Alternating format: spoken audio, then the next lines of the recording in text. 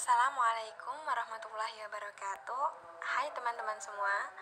Di sini kami akan mempresentasikan hasil diskusi kelompok kami, yaitu tentang aliran-aliran pendidikan yang diempu oleh dosen kami, yaitu Ibu Dr. Hande Sri Sumarni MPD dan Ibu Febrianti Utami MPD.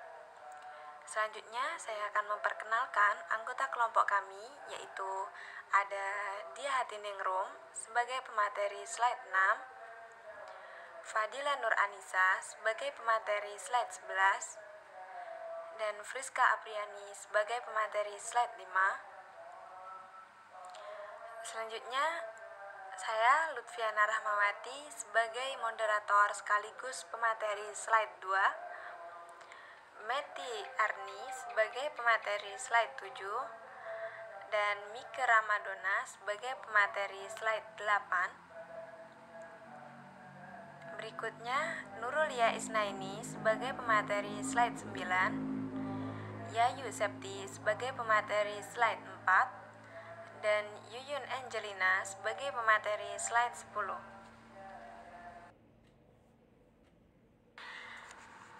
Baik, di sini saya Lutfiana Rahmawati akan menjelaskan tentang pengertian aliran-aliran pendidikan. Sebelumnya, pasti teman-teman sudah tahu arti dari pendidikan. Pendidikan adalah suatu proses pembelajaran, pengetahuan, kemampuan, serta keterampilan yang dilihat dari kebiasaan setiap orang yang menjadi bahan warisan dari orang sebelumnya hingga sekarang. Pelaksanaan pendidikan selalu dinamis sesuai dengan dinamika manusia dan masyarakat. Selanjutnya, aliran-aliran pendidikan. Pemikiran-pemikiran yang membawa pembaharuan dalam pendidikan disebut dengan aliran-aliran pendidikan. Tidak hanya itu, aliran-aliran pendidikan juga mempunyai beberapa teori, yaitu teori empirisme, teori nativisme, teori konvergensi, dan teori naturalisme. Baik, untuk materi selanjutnya akan disampaikan oleh Yayu Septi. Padanya dipersilahkan. Baiklah, saya akan menjelaskan macam-macam aliran-aliran pendidikan. Yang pertama, aliran empirisme. Tokoh utama aliran ini adalah filsuf Inggris bernama John Locke, yang mengembangkan paham rasionalisme pada abad ke-18. Teori ini mengatakan bahwa anak yang lahir ke dunia dapat diumpamakan seperti kertas putih yang kosong yang belum ditulisi. Teori ini dikenal dengan istilah tabula rasa. Teori ini mengatakan bahwa manusia yang lahir adalah anak yang suci seperti meja lilin. Dengan demikian, menurut aliran ini, anak-anak yang lahir ke dunia tidak mempunyai bakat dan pembawaan apa-apa, sebagai kertas putih yang polos. Oleh karena itu, anak-anak dapat dibentuk sesuai dengan keinginan orang dewasa yang memberikan warna pendidikannya. Sekian. Baiklah, di sini saya akan menjelaskan aliran nativisme. Aliran nativisme yang menekankan kemampuan dalam diri anak, sehingga faktor lingkungan, termasuk faktor pendidikan, kurang berpengaruh terhadap perkembangan anak. Hasil perkembangan tersebut ditentukan oleh pembawaan yang sudah diperoleh sejak kelahiran. Lingkungan kurang berpengaruh terhadap pendidikan dan perkembangan anak. Paham ini menentang paham empirisme yang dikemukakan oleh John Locke. Nativis dari bahasa Latin memiliki arti terlahir. Menurut paham ini, dengan tokohnya seorang filsuf Jerman, dikatakan bahwa anak-anak yang lahir ke dunia sudah memiliki pembawaan atau bakatnya yang akan berkembang menurut arahnya masing-masing. Pembawaan tersebut ada yang baik dan ada pula yang buruk. Oleh karena itu, menurut paham ini, perkembangan anak tergantung dari pembawaannya sejak lahir. Berdasarkan aliran ini, keberhasilan pendidikan anak ditentukan oleh anak itu sendiri. Bagi nativisme, lingkungan sekitar tidak ada artinya, sebab lingkungan tidak akan berdaya dalam mempengaruhi perkembangan anak.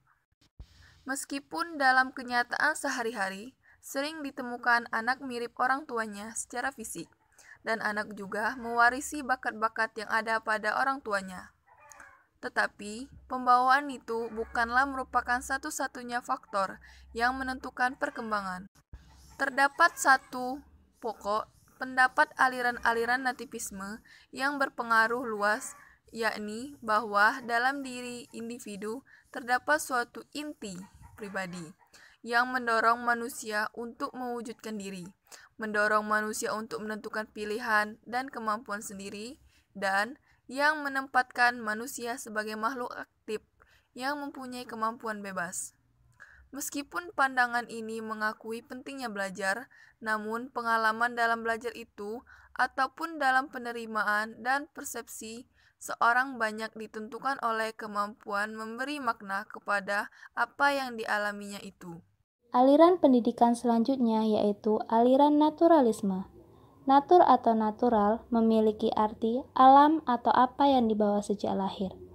Aliran naturalisme dipelopori oleh Jean-Jacques Rousseau. Ia mengatakan segala sesuatu baik ketika ia baru keluar dari alam, dan segala sesuatu menjadi jelek manakala ia sudah berada di tangan manusia. Seorang anak dapat tumbuh dan berkembang menjadi anak yang baik, maka anak tersebut harus diserahkan ke alam. Kekuatan alam akan mengajarkan kebaikan-kebaikan yang terlahir secara alamiah sejak kelahiran anak tersebut. Dengan kata lain, Rousseau menginginkan perkembangan anak dikembalikan ke alam yang mengembangkan anak secara wajar, karena hanya alamlah yang tepat menjadi guru. Aliran konvergensi. Aliran konvergensi mengemukakan bahwa pembawaan dan lingkungan mempunyai peran penting dalam perkembangan individu.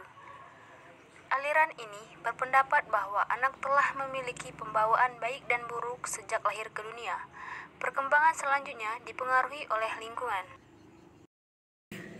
Baiklah, di sini kami akan menjelaskan tentang penerapan aliran-aliran dalam pendidikan. Yang pertama, itu ada penerapan aliran empirisme. Aliran ini memegang peranan yang amat penting bagi pengetahuan, malah barangkali merupakan satu-satunya sumber dan dasar ilmu pengetahuan menurut penganut empirisme. Pengalaman indrawi sering dianggap sebagai pengadilan yang tertinggi, berbeda dengan rasionalisme dengan titik tumpu pengetahuan berdasarkan rasio yang memang sudah menempel secara alami. Maka, kita akan menemukan perbedaan yang sangat signifikan dengan aliran yang satu ini, yaitu empirisme. Aliran ini menegaskan bahwa pengetahuan manusia berdasarkan pengalaman. Atau mari kita meminjam kata-kata John Locke. Salah satunya adalah manusia itu ibarat tabula rasa yang nantinya akan diwarnai oleh keadaan eksternalnya. Kemudian ada ajaran-ajaran pokok empirisme, yaitu yang pertama, pandangan bahwa semua ide atau gagasan merupakan abstraksi yang dibentuk dengan menggabungkan apa yang dialami. Yang kedua, pengalaman indrawi adalah satu-satunya sumber pengetahuan dan bukan akal atau rasio. Yang ketiga, semua yang kita ketahui pada akhirnya bergantung pada data indrawi. Yang keempat, semua pengetahuan turun secara langsung atau disimpulkan secara tidak langsung dari data indrawi, kecuali beberapa kebenaran definisional logika dan matematika.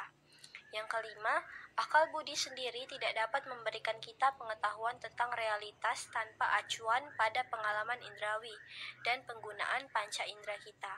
Akal budi mendapat tugas untuk mengolah bahan yang diperoleh dari pengalaman. Yang keenam atau yang terakhir, empirisme sebagai filsafat pengalaman, mengakui bahwa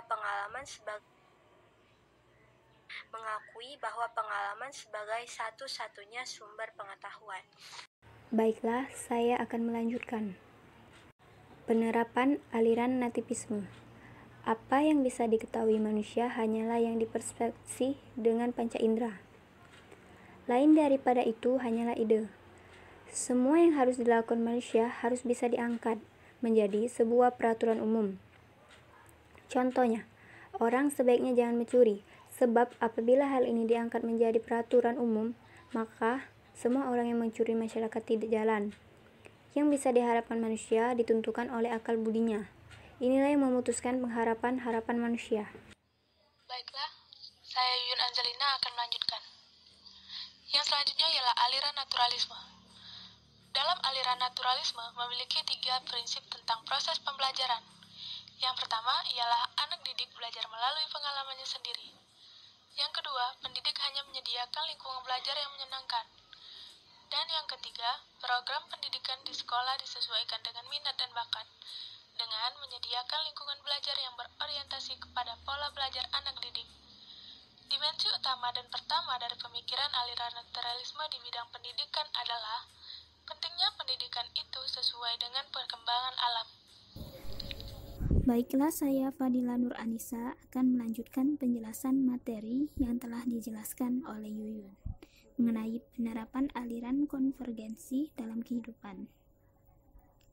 Bakat yang dibawa pada waktu lahir tidak akan berkembang dengan baik tanpa adanya dukungan lingkungan yang sesuai dengan perkembangan bakat itu. Sebagai contoh, hakikat kemampuan anak manusia berbahasa dengan kata-kata. Berdasarkan aliran tersebut, ada dua faktor yang memengaruhi tinggi rendahnya mutu hasil perkembangan siswa, yaitu yang pertama, faktor internal, yaitu faktor yang ada dalam diri siswa itu sendiri. Yang kedua, faktor eksternal, yaitu hal-hal yang ada di luar diri siswa meliputi lingkungan dan pengalaman berinteraksi siswa dengan lingkungannya. Kesimpulan dari materi yang kami sampaikan adalah pemikiran-pemikiran yang membawa pembaruan pendidikan itu disebut aliran-aliran pendidikan.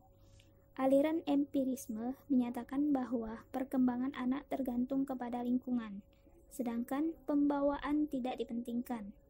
Aliran nativisme menyatakan bahwa anak-anak yang lahir ke dunia sudah memiliki pembawaan atau bakatnya yang akan berkembang menurut arahnya masing-masing.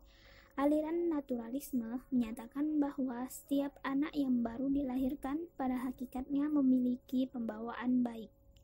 Dan aliran konvergensi menyatakan bahwa dalam proses perkembangan anak, baik faktor pembawaan maupun faktor lingkungan sama-sama mempunyai peranan yang sangat penting.